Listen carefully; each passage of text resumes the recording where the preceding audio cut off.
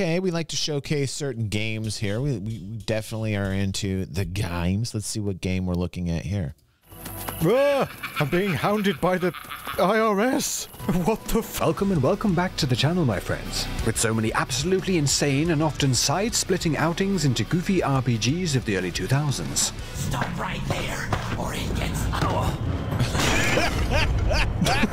Who would have thought that one of the most insane experiences yet to explore was released just a few years ago, with 2022's Sir Whoopass, created by an indie team of just 2 people, and a game that describes itself as a jab at try-hard, overly serious games, and a hack and slash to avoid if you hate fun.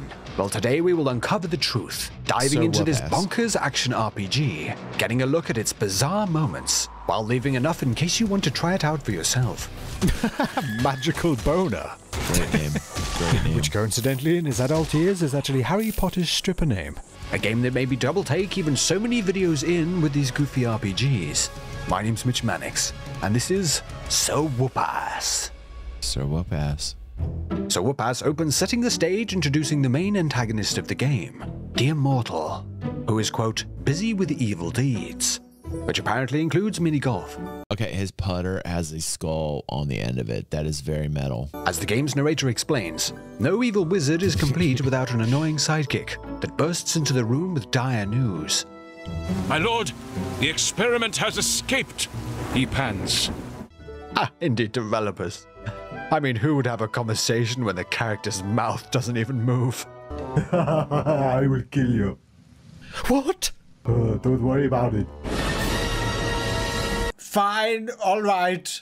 With the Immortal telling his lackey to double down the defenses, it's time we meet the hero of this journey, flashing back 10 minutes to see just how our hero escaped this prison, after a slight mishap from a trainee mob, leading to him showing up with a bang. Now in control of our newly escaped hero, Sir Whoopass heads outside his cell to pick up our first power, by way of another of this game's jabs at modern gaming. Every hero has a sidekick that, for no apparent reason, has a superpower that will aid the hero in solving critical puzzles. We picked Lucy for this mission. Will her backstory and how she ended up at this convenient location be explained? Probably not. Supernatural power obtained that enables us to use a special vision. Dude, I want a gear shifter like that. I love those Cinco de Mayo death skulls. That's a weakness I have. I don't know what it is about Cinco de Mayo death skulls, but something about Cinco de Mayo death skulls always do it for me. I have no idea why. I don't know where that comes from, but in my heart, El Corazon, you know, El Fuego, something about the Cinco de Mayo death skull. Yeah, you think it's for like Latina goth girls, goth Latinas, man? I don't know what it is, man. I have no idea. Probably not. It works for me. Supernatural power obtained that enables us to use a special vision that sometimes reveals some secrets. Taking only a few steps, we uncover a tiny gnome stuck in a cage that after releasing runs around like a toddler on a sugar rush. A sight that I have to admit I found far too funny. What the fuck? What? Oh, he's stuck.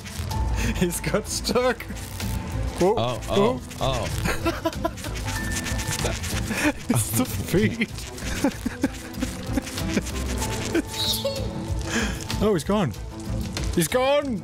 Oh no. That was random. Did I need that? Probably, These little guys dude. are actually the game's healing system, chomping down on garden gnomes to heal our hero. Okay, that's great. Totally love that. Which is fantastic, since I spent so much time laughing at it the little guy disappeared. Making our way out of the dungeon, we come across the first of the game's weapons on offer, opening a chest to find a sword that Sir Whoopass is so keen to try out that he immediately stabs himself in the foot.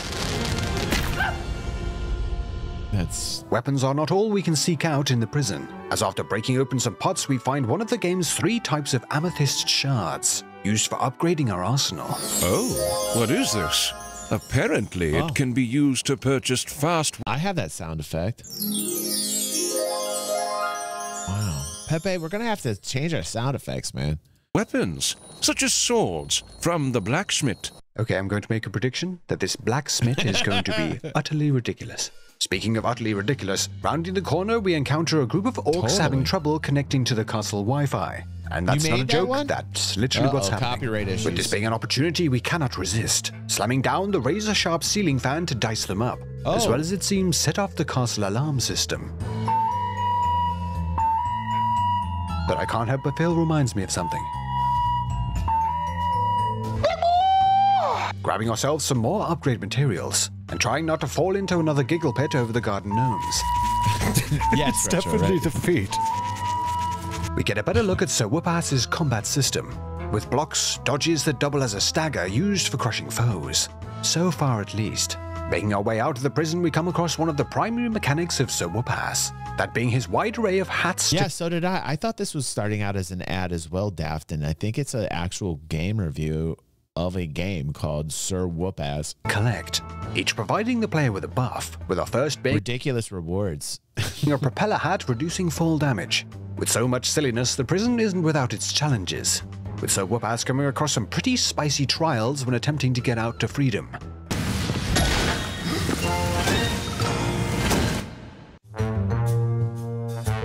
Touché, developers. Touché. You don't want to Making do it past, that. we find the second weapon type of the game, a staff. Twinkle. Woohoo! You got yourself a magic stick filled to the brim with the awesome burning fury. Press button to switch to it and release the destructive force of a slight cough. Okay, I don't know why I didn't see that one coming. Finally blasting out of the prison, it seems Sir Whoopass has been a bit overzealous, finding that he's accidentally caused a bit of collateral damage. Speaking with the ghost of a recently squished leader of a local guild, named Melisande, who's understandably pretty pissed at our hero, demanding Whoop puts together a concoction to resurrect her, with ingredients he can find in the village up ahead, giving us her mace to assist us. Making our way into the town, of course putting our new mace to good use, and introducing ourselves to the local animal population. Okay, what are you doing there, buddy? With a top hat on? Really? Gathering the ingredients, Whoop enters the town's tavern. This is so random, man. Like, you know what this reminds me of? You remember Hero Quest as a kid? I don't know, some of you guys probably don't go back that far, but there was a game called Hero Quest, and it was a little bit silly. And you could be either good or bad, but it had kind of like silly undertones. What other games kind of remind me of this? Space Quest. That definitely was silly, where you were a janitor trying to save the world. What other one does this remind me of? Leisure Suit Larry. This is like all of those games combined. Bard's Tale, yeah. To attempt to resurrect the guild leader. A tavern filled with all manner of ridiculousness, including, a cat that apparently finds Sir Whoopass's name hilarious. Sir Whoopass?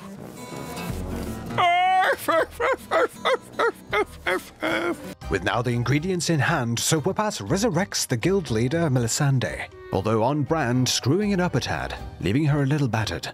Still pissed, Melisande reveals a bit about the Immortal, the evil wizard that had previously imprisoned us, and most importantly reveals that to beat him we will need to track down the pieces of the aptly named villain-beating artifact, sending us away to begin by getting some new gear from the blacksmith, or blacksmith, getting a chance to see if my predictions were in fact true.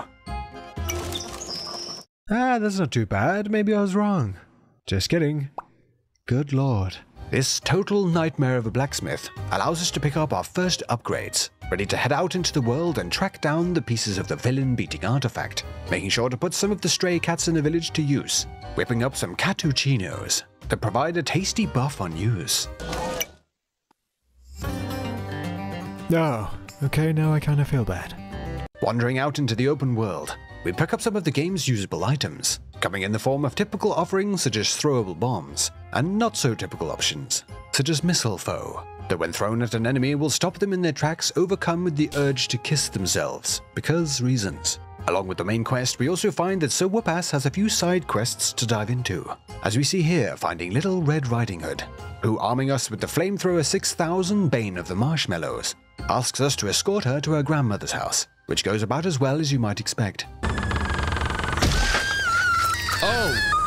Regardless, Sir Whoopass fights through the skellies of Grandma's various never gonna types, see her again. such as magical and sneaky boners, with the latter being why I'm no longer allowed on buses, eventually arriving at Little Red's grandmother's, who is either briefly busy practicing for her entry in the land's annual Queefing Olympic Games, or simply has a...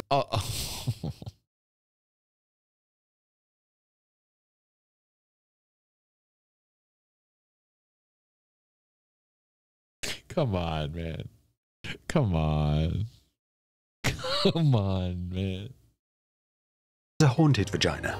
At this point, it could be either, which goes along nicely with the first bit of genuinely terrifying looking facial animations, ironically enough occurring with no spoken dialogue at all. As you might expect, Grandma does not take the news of Little Red's death very well. Going down so badly, in fact, she doubles in size, stuffs herself in a barrel, and attempts to destroy Sir Whoopass, with him resorting to unintentionally T-posing the raging granny with some missile foe before smashing her into oblivion. Filled with pride, smashing down his foe, when exiting we find a coin machine that for a moment I thought may have been a developer oversight before getting a sharp reminder of what I was playing. Can I just keep doing this? Ah ha! Money exploit! Indie developers.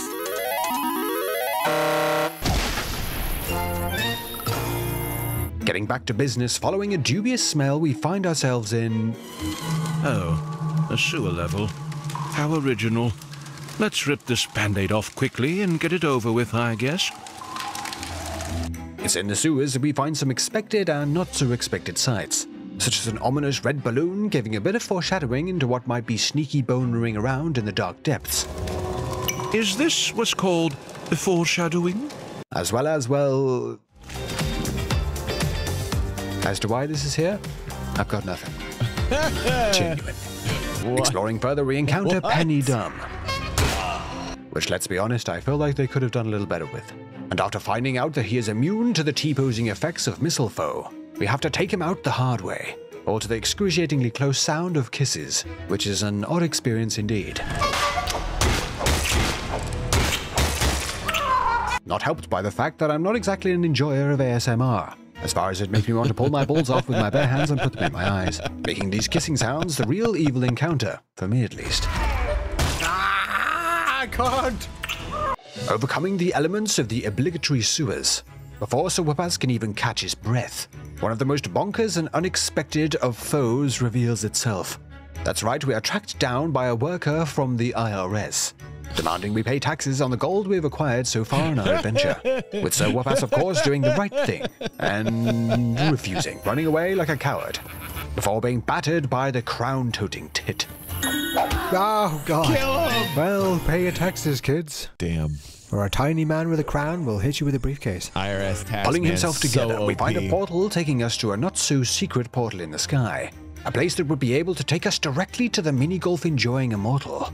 But we find out that it's protected by a force field blocking our entrance. So instead return to Melisande, who advises us to talk to the goddess. The goddess is our all-knowing creature that conveniently helps us whenever we're in trouble, Melisande said. but ever since the incident, she hasn't been very chatty. Oh my god, they didn't put that in here, did they?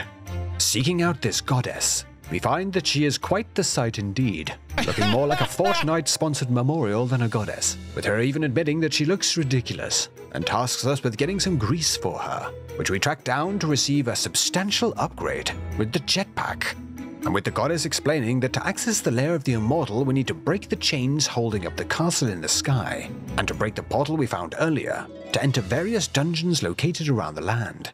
So while delving into the dungeons, we unlock a number of upgrades for Sir Whoopass's arsenal, such as powerful magic attacks, and of course some obscure options, featuring the ability to, Turn Kyle into a chicken. Oh, you can change. of course, polymorph also into held a inside chicken? these dungeons are a wide array of hats to unlock, from the typical fedora increasing magic damage, to the This is Liberty hat ridiculous. that reloads Whoop's ammo when out of combat. How patriotic.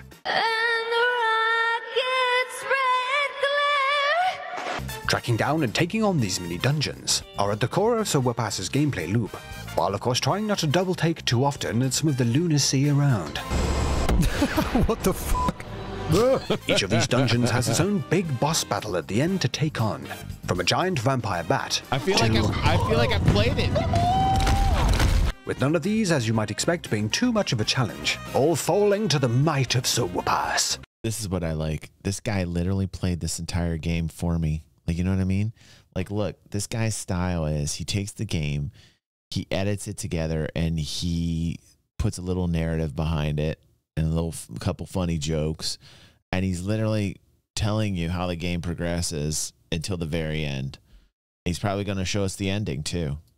Moment-to-moment gameplay in the game consists of smashing down a range of alternative enemy types, I feel like while I swapping played out it. one of 3 weapons available to smash through a shield or You saved me penetrate the a money. magical barrier. So Whoopass also has a large amount of puzzles of different forms to take on to progress or snag a weapon upgrade. From puzzles you could find on a phone in the I'll night. tell you, this is content directly for me. I am a man who's too busy to enjoy myself playing games anymore, or just to enjoy myself. Like, I don't have any time anymore for that. So, like, this man understands people like myself that literally have not a second of spare time. And he's like, fine, dudes. I know there's plenty of DGs out there that wish they could play games. So I'm going to actually buy the game, save the dude some money, play the game, and tell him everything about the game, going all the way through it. This is actually content made for me, which is very rare.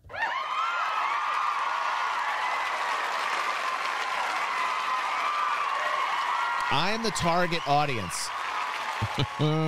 I am the actual target audience here. This is fantastic. 90s to more elaborate varieties found in the game's dungeons, with all of them being pretty light on challenge, allowing for a mostly uninterrupted pain train. Well, for the most part at least. Ah, no, you're not getting me this time. Yeah. Oh, for God's sake, he was even in time with the music. Yeah. Oh. With after some progressing leading to Sir Whoopass picking up some of the pieces of the villain defeating artifact, along with breaking the chains on the Immortals domain. Built in the Unity engine, Sir Whoopass does have some nice looking environments, with some Unity. environments featuring some genuinely nightmare fuel infused locations, such as here with a bunch of possessed dolls. As the story unfolds, along with leveling up to get a chance at assigning stat points, getting even more upgrades from the blacksmith. Further upgrades can be found in chests to add even more punch to Sir Whoopass's weaponry, within the latter half of the game getting so strong that we can even get some revenge on a certain crown-toting taxman. Good. Haha, take 40% of this, punk. Yes! Once the dungeons have been cleared and the trials overcome, the chains now broken, we uncover the villain defeating artifact that, along with its assumed death by diabetes, has quite the item description. Now the time has come, after getting around the bouncer, to delve into the lair of the immortal himself. A lair featuring the slowest boulder trap in human existence.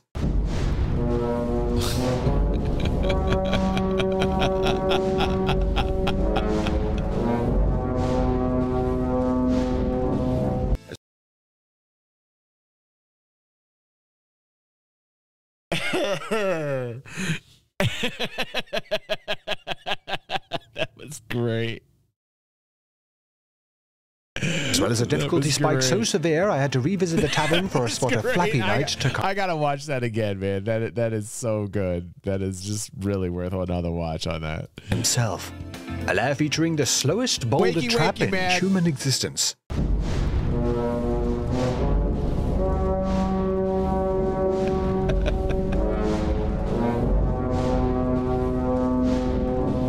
As well as a difficulty spike so severe, I had to wanted another revisit the layer of tavern slow for a spot motion? of Flappy And we'd Night to break calm the myself internet, Chip. down. Visiting the blacksmith to pick up the holy shit, the final battle is upon us.